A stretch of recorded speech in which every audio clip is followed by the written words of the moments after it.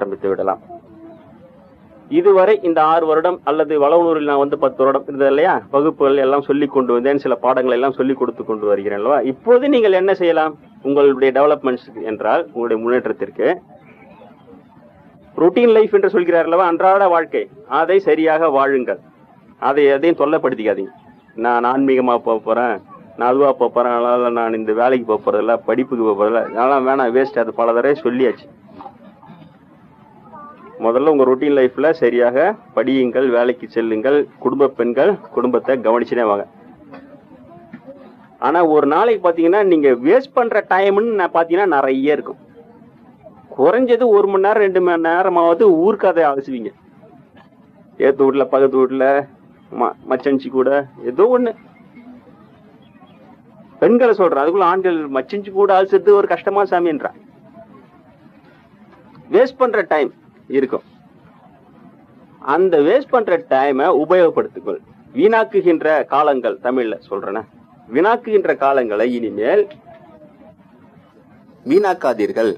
அந்த நேரம், அந்த சிறிது நேரங்களை ஆன்மீகத்துக்கு ஒதுக்குங்கள். நான் சொல்றேன், அந்த ஸ்டாண்டர்ட் பேட்டர்ன் எல்லாம் இப்போ யாருக்கு முடியுதோ அவங்க மட்டும் செய்யலாம். காலையில எழுந்து சந்தியா வந்தானா அதெல்லாம் செய்யட்டும்.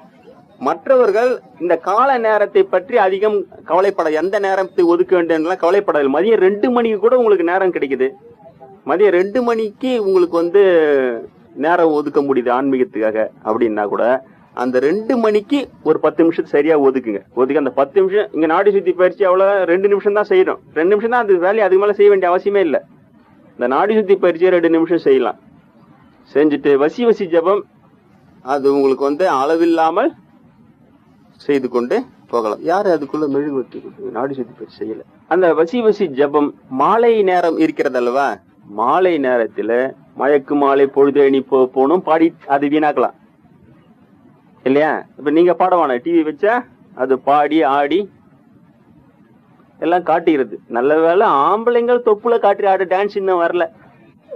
தப்பிச்சா எல்லாம் சகிக்க முடியல. அது ஏதோ போட்டோம், டைம் ஆயிடுச்சு, இப்ப போய் எங்க அதை சொல்றேன். அதெல்லாம் ஏறிட்டு பரவாயில்ல இல்லையா. அது ஒரு பக்கம் ஓரம் கட்டிட்டு கொஞ்சம் இந்த ராம் பஜனை பண்றதுல பிடிச்சிருக்குது இல்லையா, குழந்தைங்களாம் பிடிச்சிருக்குது இல்லையா.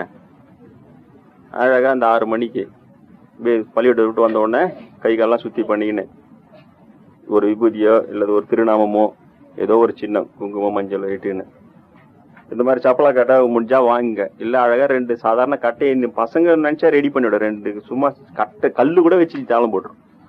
அற்புதமா உட்காந்து 10 நிமிஷம் ராம ராம ஹர ஹரே கிருஷ்ண கிருஷ்ண ஹரே ஹரே. வீட்டுல சொல்ல முடியாதா? முதல்ல சொல்லும்போது சப்தமா தான் சொல்லுவீங்க, போவீங்க வருங்க. அப்புறம் நிதானமா வரும் வர அதை இனிமையாக மாறிடும். உங்க குரலும் மாறிடும், உங்களோட இதுவும் மாறிடும். செய்யுங்க. இங்க வகுப்புக்கு வராமலும் வீட்டுல சில பேர் இருப்பாங்க இல்லையா, அது பிடிக்காமலும் கண்டிப்பா அவங்க டிவியை போட்டு சத்தமா தான் வைப்பாங்க அந்த டயத்துல. அதையும் இப்பயே சொல்லிடுறேன். ஆன்மீகம் நான் சாமி கும்பிட போறேன், பஜனை பண்ண போறேன் சொன்னீங்கனாலே அடுத்த செகண்ட் எல்லா விதமான எதிர்ப்புகளும் வந்துடும், காட்டிடுவோம். நீயும் போயிட்டேன் சாமியார் கூட எங்க காட்டுல கடை இதெல்லாம் வருவாங்க. ஒரு சில குடும்பத்தில் இருக்கிறவங்க குடும்பமே வருகிறார்கள் இல்லைங்க, கண்டிப்பா அவர்கள் அந்த எதிர்ப்பெல்லாம் இல்லாமல் செய்வார்கள். அது ஒரு பாக்கியம். நல்ல குடும்பம். அவர்களுக்கு எனது முன்கூட்டி வாழ்த்துக்கள், அட்வான்ஸ் வாழ்த்துக்கள்.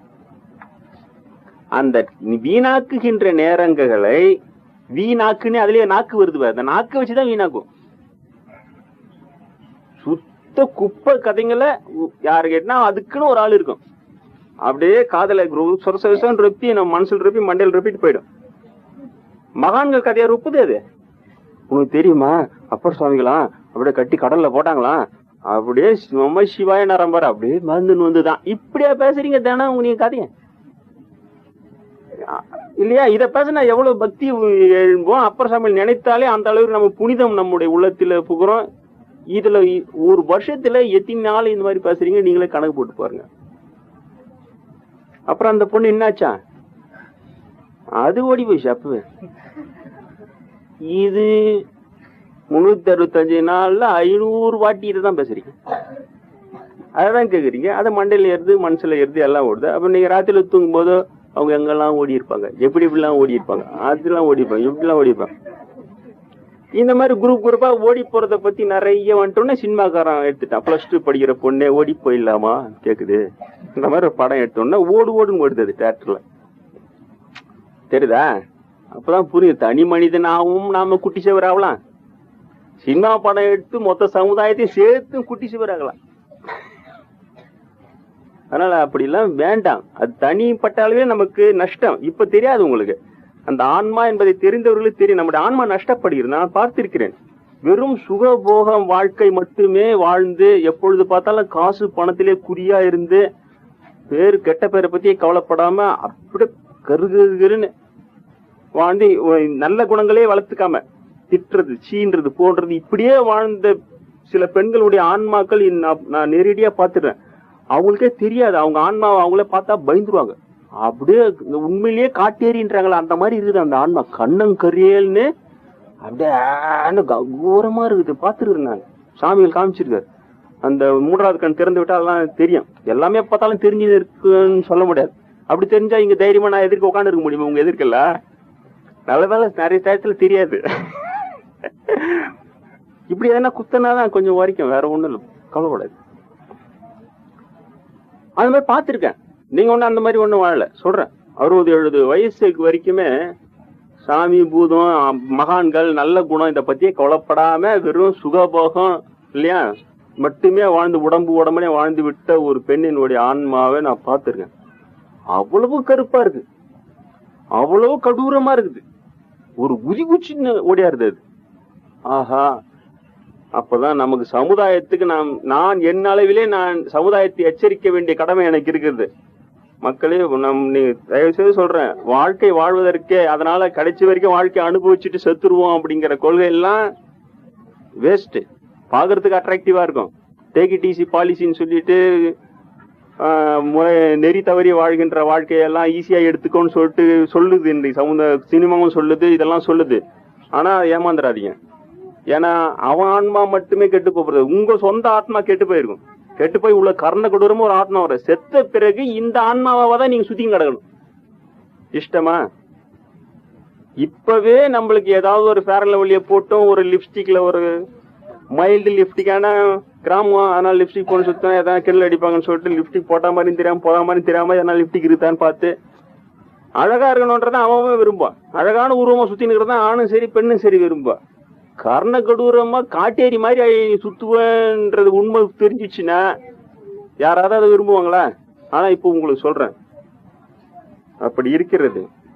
சரிதா? சுயநலமாகவும் இந்த கெட்ட குணங்களோட வாழ்ந்தால் கண்டிப்பாக அது ரொம்ப கொடூரமான ஒரு உருவத்தை எடுத்துக்கின்னு அப்படிதான் சுத்து. அது கூட ஆன்மா கிடையாது, அது மனமே தான். மன உடம்பு, அதுல மன உடம்பு தான் அப்படியா இருக்கும். ஆன்மா என்றாலே ஒளின்னு அர்த்தம், ஒளி என்றாலே உயர்வுன்னு அர்த்தம். ஆன்மாவே கிடையாது. ஆன்மா பெறாத மக்கள் தான் நிறைய பேர். அது இப்ப தப்பா யூஸ் பண்றாங்க. துராத்மா அதெல்லாம் கிடையாது. சாமியால் சொல்லி ஆத்மான்றாலே தூய்மையானதுன்னு அர்த்தம். ஆன்மாவே பெறாத மன உடம்பை தான் இவங்க ஆத்மா நீ கிடையாது. அந்த மன உடம்புல சுத்தி கிடக்கும். மனசு அந்த மாதிரி ஒரு உடம்பா மாறிட்டு அதுல அந்த உயிர் சுத்தின்னு இருக்கும். அது போய் யாரையாவது காத்து கருப்புன்னு பிடிச்சி இதெல்லாம் அசைச்சு கிடக்கும். அதனால ராமநவமி ஆன இன்றைக்கு ராமபிரானை போல சீதா பிராட்டியை போலவும் வையத்துள் வாழ்பவன் வானரும் தெய்வத்தில் வைக்கப்படும் இல்லையா? கைகுப்பி எல்லா உயிரும் தொழும் என்று அந்த உயர்ந்த நிலைகளிலே தொழப்படுகின்ற நிலைகளிலே நீங்கள் வாழ விரும்பினால் இப்பொழுதிருந்தே நாம் சிறிது சிறிதாக திருத்திக் கொள்ள ஆரம்பித்து விட வேண்டும். மனம் திருத்தம், எண்ணம் திருத்தம், தூய்மை என்றால் என்ன, வாய்மை தூய்மை, நேர்மை என்றால் என்ன, அதுல வந்துதான் தீர வேண்டும். ஒரு வழி இல்லை.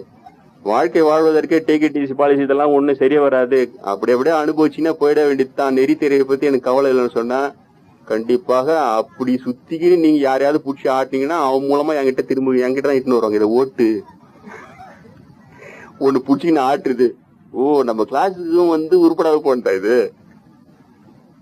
சரி, அது நான் சொன்னா போட. ஏன்னா கிளாஸுக்கு வந்து தொட்டு என் மேல கொஞ்சம் மதிப்பு வச்சிருக்கோம். சாமி நீ தானே, எனக்கு தெரியல, நீ எவ்வளவு புத்தி சொன்னாலும் கேட்காத சுத்திக்கான.